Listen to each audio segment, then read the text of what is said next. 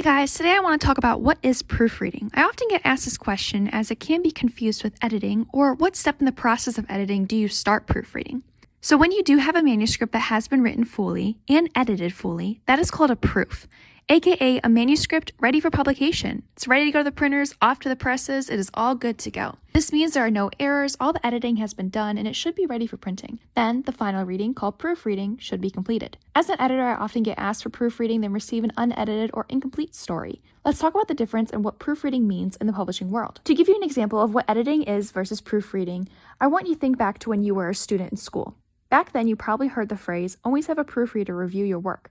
In that setting, this usually meant a classmate would read your work, provide corrections, and give feedback. It was a peer edit. The term was commonly used interchangeably, but proofreading in the publishing industry does not mean reviewing a paper at just any stage. It exists at a very specific step in the process. In the publishing industry, editing and proofreading are two different steps. Proofreading is done once all the editing has been completed and the work is clean of errors. Proofreading is a final reading to catch any last mistakes, and if you've ever read a book, you know that one or two mistakes sometimes do slip through. That's just a part of the game, and that is why this last step is so crucial to minimize that as much as possible. Now, if you're an editor, what do you do if someone gives you a piece for proofreading that desperately needs editing? If you are proofreading a story for someone and have already been paid for that service, what do you do if the story is not ready for that step? If you are a new editor, this can come across as awkward if you don't know what to do.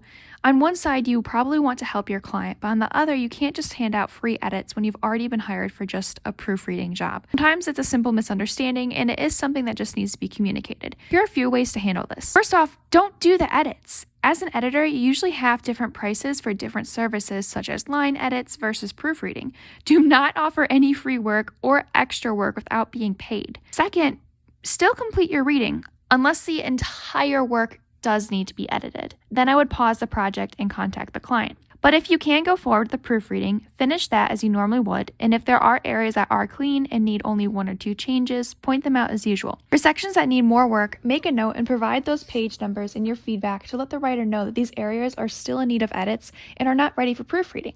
Offer to do those edits and provide a new cost estimate for that service as you continue the polishing process together. Before you accept a project, I really recommend reviewing the piece you are going to provide feedback on. This usually helps you catch any mix-ups when it comes to communicating what editing is versus proofreading and what the writer needs from you before you even begin. I'm the helpful type that wants to do everything for everyone, but it's good to have these boundaries in place when it comes to a miscommunication about what is needed for a piece. Most often, it comes from a place where writers might not understand the steps, or they could believe everything in their story has been edited and is ready to go, but to a professional's eye, it is not there yet. In short, just communicate with each other. Let them know what's going on and offer to change your services for a different price, or complete the proofreading as is and then line up the next round of edits for the sections that need it. Most common steps that I see proofreading confused with is any step in the process where a writer just wants their work reviewed, but it is not being edited yet. Sometimes a writer mistakes proofreading for just getting general feedback on how their piece is going as a whole. This is true, but it belongs specifically to the last step in the process when everything has been done and fixed. Here are some options that might fit their needs better. None of these options are inline edits. These are all meant for review and feedback only. The first one I love is called manuscript evaluations. This is when a new work is being read by an editor, whether that is your first editor that you are working with or it is the editor's first time taking a look at your work. It is when the editor will read it and provide feedback on where the manuscript is in the editing process. When I do this, in this stage, I provide feedback on the condition of the manuscript as well as provide a roadmap for what kind of edits and steps need to be taken to polish the work. This is an awesome first step if you are ready to just begin edits and don't know where to go yet.